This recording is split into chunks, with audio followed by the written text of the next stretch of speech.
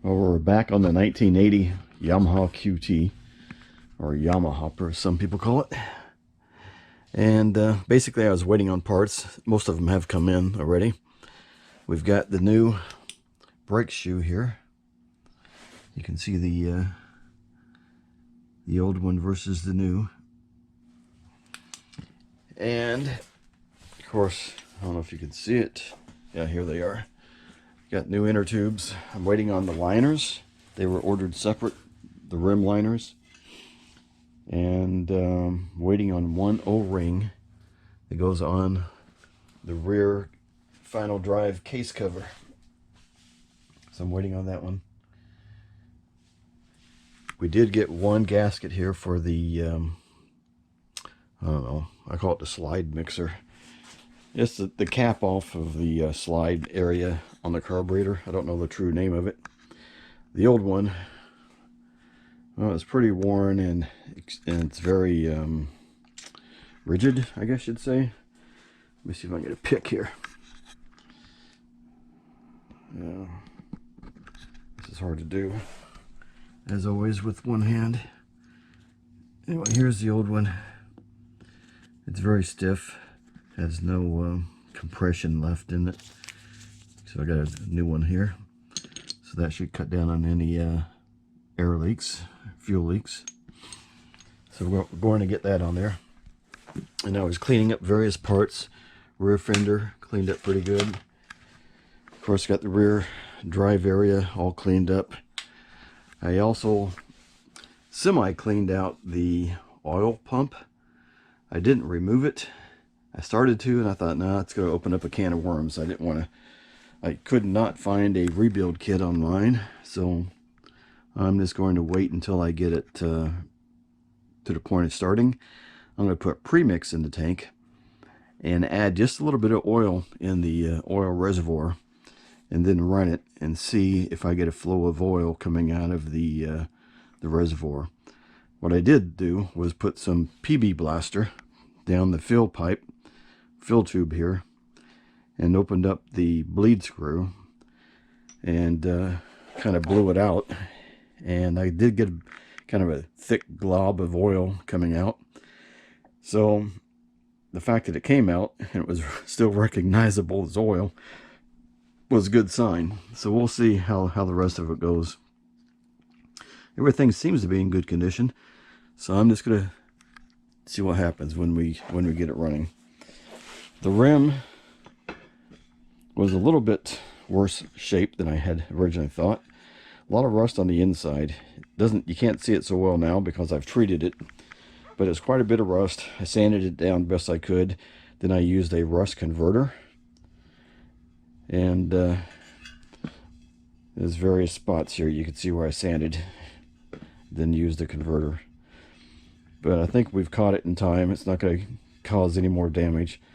Evidently, I think it sat outside somewhere, not at my place, but somewhere else, and it had basically got water inside there, and this was the low point. So I'll do the same thing on the front when I get to it.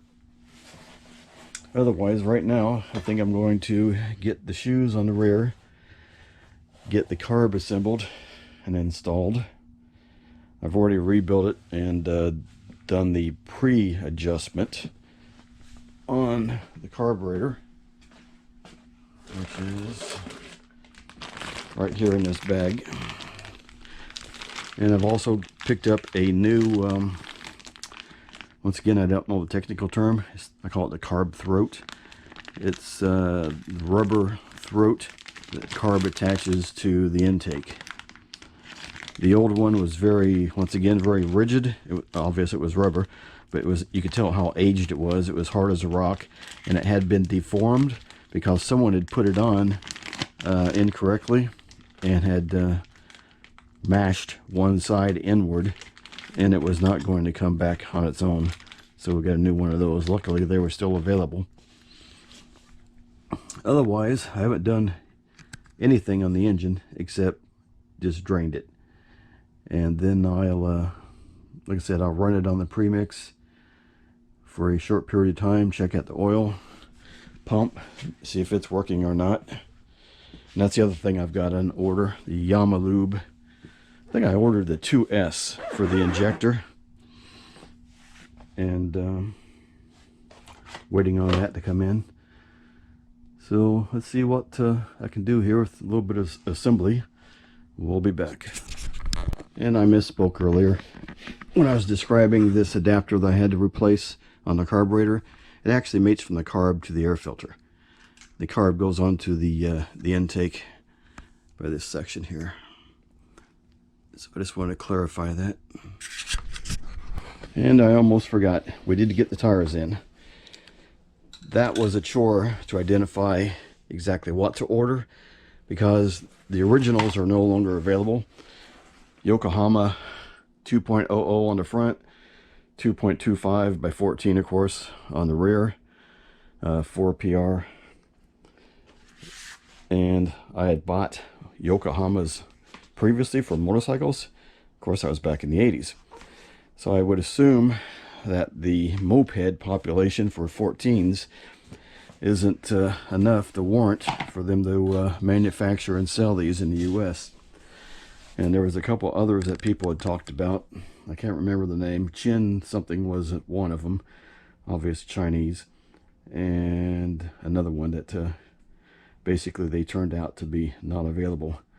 So the only thing that was available that I have read should work is the IRC NR77 70/90 by 14.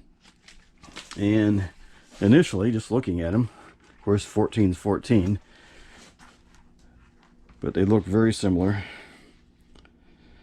And I've read some good words about it in different forms. So I got one for each front and back. I did find a 2.00 that would have fit the front. That looked like a really good tire. Unfortunately, it was out of the Philippines, and it was not being sold in the US.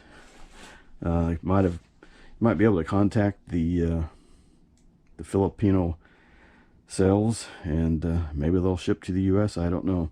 It looked like a really good tire, and it would have been a perfect match. Like I said, 2.00 for the front.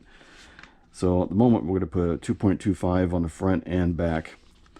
And these were being sold by IB Performance out of Augusta, Georgia, through Amazon.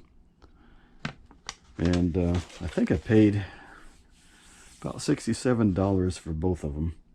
Of course, then I had to buy the liners and the tubes. So altogether, it was close to $100 for both of them, for new liners, tubes, and of course the tires. So I'll let you know how it goes on. I've heard that you might have to modify the fender stays, you know, where the fenders attach on the front or rear. I haven't figured that out yet, but because of the size of the tires, I think I've read that you might have to take this little bend out of the rear to allow for clearance on the rear. And on the front, I'm not positive what could be done, except maybe just get her a longer stay manufactured. I don't know. I guess I'll cross that bridge when I get to it. And that's it for now. Alright, here's a tip or a hint of how you might want to get the brake shoes on. This is the configuration that they need to go on.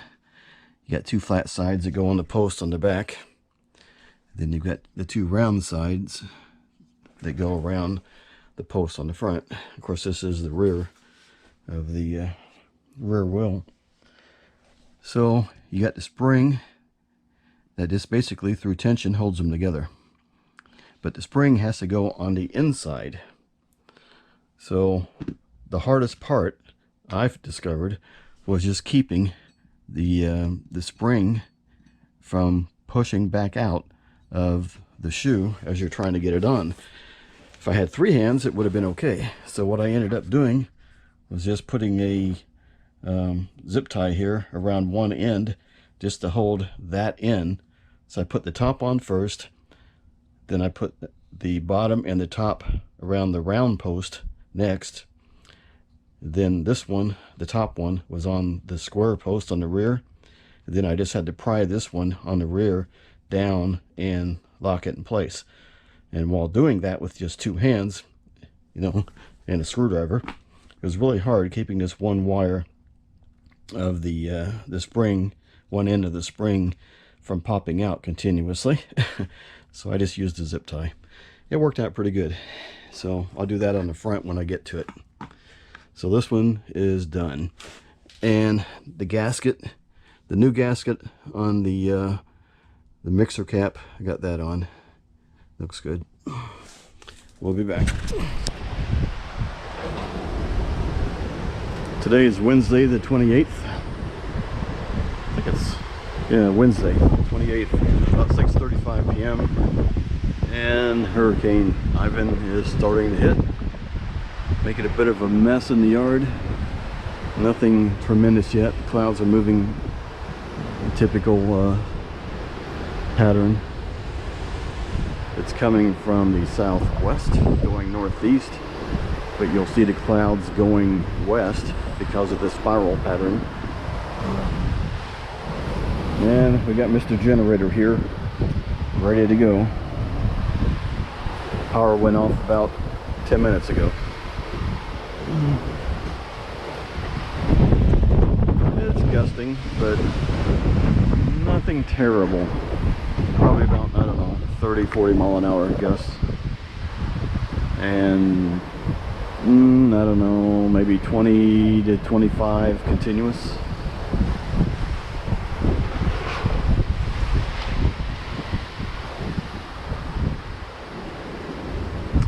I'll try to get more later. This road debris as we went to Okeechobee.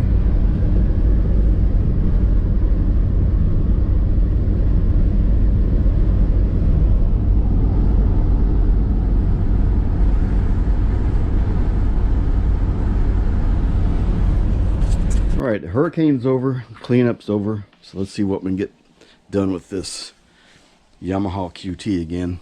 So we got a new tire. We got the rim cleaned up and the rust treated. Got the brake drum cleaned out. We got a new rim protector, which goes around the rim here to protect the inner tube from the heads of the spokes. And we got a new tube. So first I think I'm going to do is obviously put the rim protector on. I'm going to halfway air this up just to get the creases out of it. Then I'm going to shove it inside of the tire, and then I'm going to put the tire on the rim. How do I know to do this? I think I remember it from when I was 8 to 9 years old, and I did, I don't know, it feels like hundreds of bicycle tires, and that's what this is basically. So we'll be back in a minute. All right, well, you can see new tire on the left, old tire on the right. Obvious difference. This is the NR77 from IRC. That's a, I can't remember now what exact it is. 7090 14 versus the Yokohama, which I think was a good tire. It's lasted a long time, but no longer available, at least not here. So that one's going by the wayside. We're going to get this puppy on here. And before we do that, of course, clean up your rim, clean up the inside of the brake disc area, brake shoe area. And we got a new rim protector here, if I can get the bloody thing off.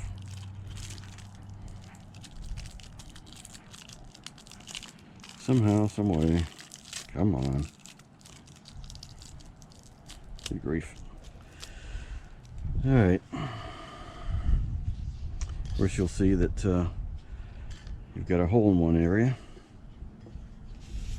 That's going to line up with the valve stem. Right here. And you just stretch it on. Make sure there's no kinks. And it's lining up well there. And it fully covers up the spoke ends, because that's the whole purpose, was to prevent the spoke ends from stabbing into the inner tube. I'm going to take the tube and I'm going to work it inside the tire.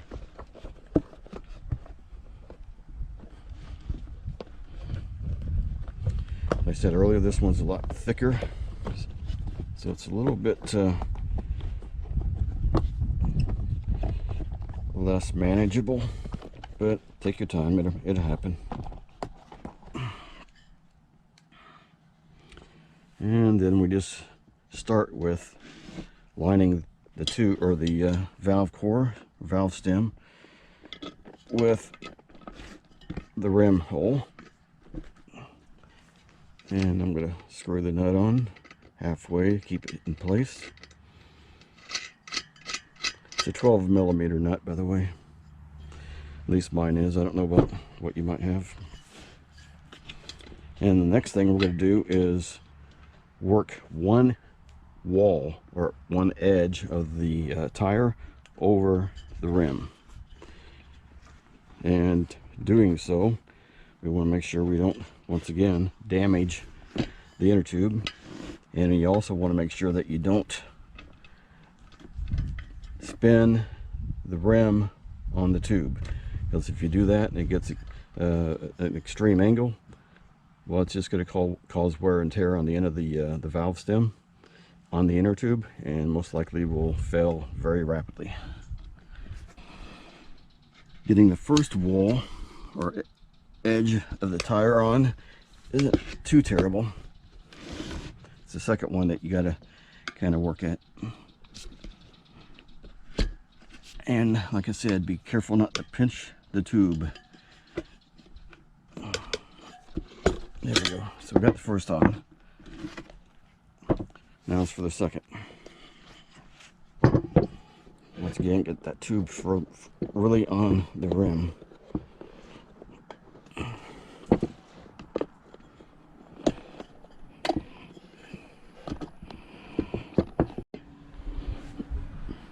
Alright, just to make sure, we go over this again, make sure you get the inner tube on top of the rim all the way around, and you don't have a flap of it sticking out anywhere.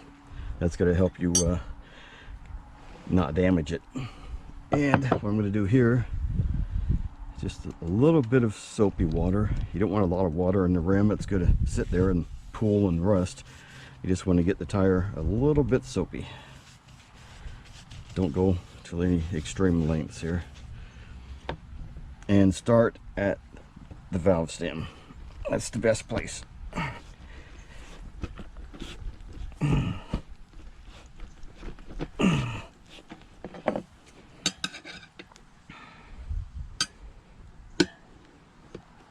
What I like to do is just get one tool going, then start working your way around. And this is the time that you want to make sure that you are not pinching the tube. You just have to kind of feel for it, look for it, make sure it doesn't get in the way.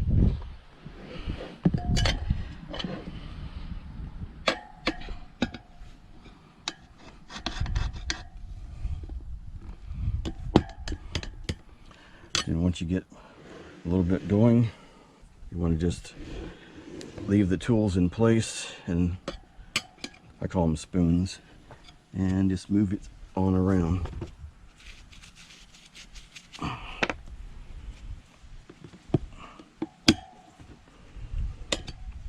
And like I said, sometimes it's a bit of a struggle right here at the end. You're trying your best not to hit that inner tube. Make sure you don't pinch it. So I take little baby steps here with the spoons.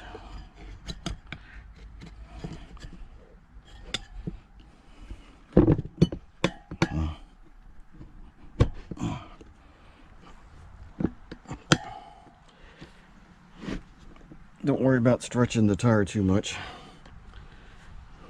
They have a lot of give to them.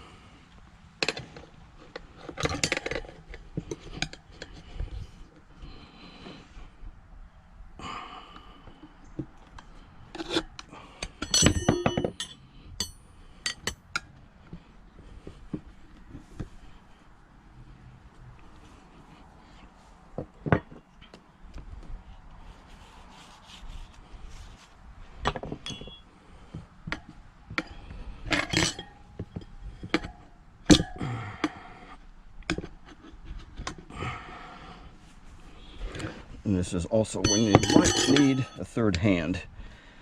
It gets hard sometimes to manage these spoons. But one more and I'll get it on there, I think. Sometimes you don't need the end. There we go. Almost.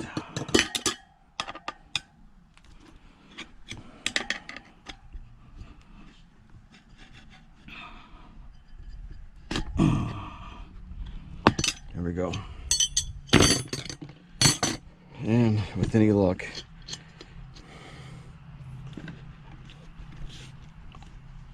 we didn't pinch that tube. Next step is take it back in and give it a quick inflate to make sure everything's good.